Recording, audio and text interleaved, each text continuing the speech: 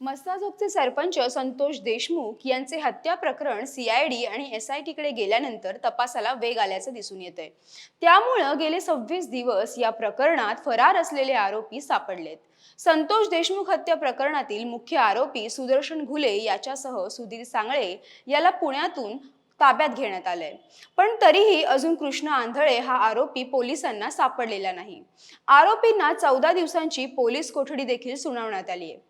देशमुखांच्या हत्येनंतर सुदर्शन घुले, सुधीर सांगळे आणि कृष्ण आंधळे हे गुजरातला पळून गेल्याचं सांगण्यात येतंय। तर गुजरातला जाण्याआधी ते ठाणे जिल्ह्यातील भिवंडी येथे गेल्याचेही सांगितलं जातंय। त्यामुळे त्यांच्या पळून जाण्याचं भिवंडी आणि गुजरात कनेक्शनही आता समोर यायला लागलंय। संतोष देशमुख यांची हत्या केल्यानंतर हे आरोपी सुदर्शन घुले, सुधीर सांगळे नेमके कुठे कुठे गेले, तसेच अद्यापही फरार असणारा आरोपी कृष्ण आंधळे कोण आहे, तसेच अटकेत असणाऱ्या या आरोपींची गुन्हेगारी पार्श्वभूमी काय हे जाणून घेऊया या व्हिडिओतून। नमस्कार, मी अनिशा डुंगरे आणि कॅमेऱ्यावर आहेत अविनाश सूर्यवंशी। सुदर्शन घुले, सुधीर सांगळे या दोन्ही फरार आरोपींना शनिवारी पहाटे पोलिसांनी ताब्यात घेतलं। तसंच आरोपींना देशमुखांचा ठाव ठिकाणा देणाऱ्या सिद्धार्थ सोनवणे यालाही कल्याणमध्ये पोलिसांनी अटक केली।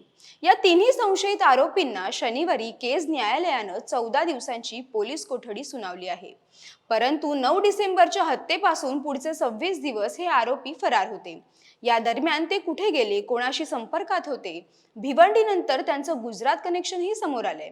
बीड सोडल्यानंतर हे आरोपी कसे आणि कुठे गेले, तसेच पोलिसांना मागमूस लागू नये म्हणून या प्रवासात आरोपींनी स्वतःच्या वाहनाचा वापर केलेला नसल्याचे समोर आले। जंगल शेतीच्या भागातून त्यांनी 30 किलोमीटर पायी प्रवास करत बीडची हद्द ओलांडली।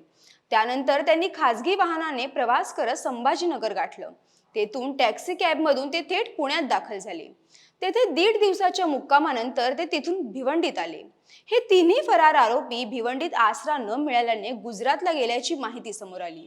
ट्रेनचा प्रवास करून ते गुजरातला पळाले। 15 दिवस त्यांनी गुजरातमधील एका शिव मंदिरात मुक्काम केल्याचे समजते आहे। सुदर्शन घुलेकडे असणाऱ्या पैशातून त्यांनी इतर खर्च भागवत आपले दिवस काढले। परंतु हे पैसे संपल्यावर मात्र कृष्ण आंधळे तेथून बाहेर पडला आणि त्यानंतर तो पुन्हा परतलाच नाही।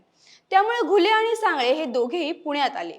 पुण्यातील बालेवाडीतील एका व्यक्तीकडून पैसे घेणार होते अशी माहिती त्यांच्या संपर्कात असणाऱ्या डॉक्टर संभाजी वायबस यांनी पोलिसांना दिली होती। त्या अनुषंगाने पोलिसांनी सापळा रचून या आरोपींना अटक केली। मिळालेल्या माहितीनुसार संतोष देशमुख यांची हत्या आणि पवनचक्की खंडणी प्रकरणातील सर्वच गुन्हेगार अट्टल असून मुख्य आरोपी सुदर्शन घुले सुद्धा वाल्मिक कराडच्या पुढचा असल्याचं दिसून येतं। खंडणी, हाफ मर्डर असेच गुन्हे या प्रकरणातील सर्व आरोपींवर दाखल असल्याची माहिती आहे। मुख्य सूत्रधार असल्याचा आरोप होत असलेल्या वाल्मिक कराडवर देखील 15 गुन्हे दाखल आहेत। तसेच सुदर्शन घुले याच्यावरही तब्बल 19 गुन्ह्यांची नोंद आहे। कृष्ण आंधळेवर 6 गुन्ह्यांची नोंद आहे। महेश केदारवरही 6 गुन्ह्यांची नोंद करण्यात आलेली आहे। प्रतीक घुलेवर 5 गुन्ह्यांची नोंद आहे, तर जयराम चाटेवरही 3 गुन्ह्यांची नोंद केलेली आहे। विष्णू चाटे आणि सुधीर सांगळेवरही 2 गुन्ह्यांची नोंद आहे। त्यामुळे इतके गंभीर गुन्हे दाखल असणाऱ्या गुन्हेगारांवर मोक्का अंतर्गत कारवाई होणार का असा प्रश्न विचारण्यात येत आहे। देशमुख हत्या प्रकरणात सीआयडी तसेच एसआयटी मार्फत चौकशी सुरू आहे। दरम्यान संतोष देशमुख प्रकरणात हत्ये दिवशी लोकेशन देणारे सिद्धार्थ सोनवणे यांना सुद्धा पोलिसांनी अटक केली आहे। मात्र या प्रकरणातील कृष्ण आंधळे अजूनही फरारच आहे। संतोष देशमुख खून प्रकरणात मुख्य आरोपी सुदर्शन घुले, सुधीर सांगळे आणि कृष्ण आंधळे या तिघांना फरार होण्यामध्ये धारूर जिल्ह्यातील डॉक्टर आणि ऊसतोड मजुराचा मुकादम संभाजी वायबसे आणि त्याच्या वकील बायकोने मदत केली होती। त्यांनाही चौकशीसाठी ताब्यात घेतलं होतं। वकील बायको सीआयडीच्या ताब्यामध्ये आहे। या दोघांकडून मिळालेल्या माहितीनुसार पोलिसांना फरार आरोपीचा शोध घेण्यामध्ये मदत झाली होती। संतोष देशमुख यांचे 9 डिसेंबर रोजी अपहरण करून हत्या करण्यात आली होती। या प्रकरणात सुदर्शन घुले, सुधीर सांगळे, कृष्ण आंधळे, विष्णू चाटे, महेश केदार यांच्यावर गुन्हा नोंद झाला होता। दुसऱ्या दिवशी विष्णू चाटेवरही गुन्हा नोंद झाला होता। मात्र या प्रकरणातील एक आरोपी अद्यापही फरार आहे, तो म्हणजे कृष्ण आंधळे।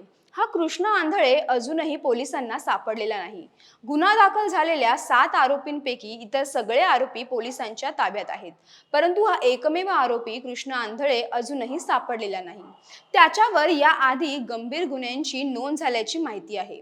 कृष्ण आंधळेला बीड जिल्ह्यातील गुन्हेगारी पार्श्वभूमी आहे। याआधीही तो फरार होता। बीड जिल्ह्यातील धारूर येथील मैदवाडी येथे कृष्ण आंधळेवर 2020 ते 2024 या 4 वर्षात 6 गुन्ह्यांची नोंद झाली असल्याची माहिती आहे. तसेच मारहाणीचे 3 गुन्हे तर 2023 मध्ये खुनाचा प्रयत्न केल्याचा गंभीर स्वरूपाचा गुन्हा दाखल असल्याची माहिती समोर येत आहे.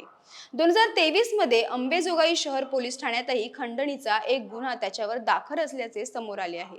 आणि आता बीड मस्ताजोगच्या सरपंच संतोष देशमुख यांच्या हत्या प्रकरणातील संशयित आरोपी म्हणून तो फरार आहे. या सगळ्याविषयी तुम्हाला काय वाटतं? तुमची प्रतिक्रिया कमेंट करून नक्की कळवा.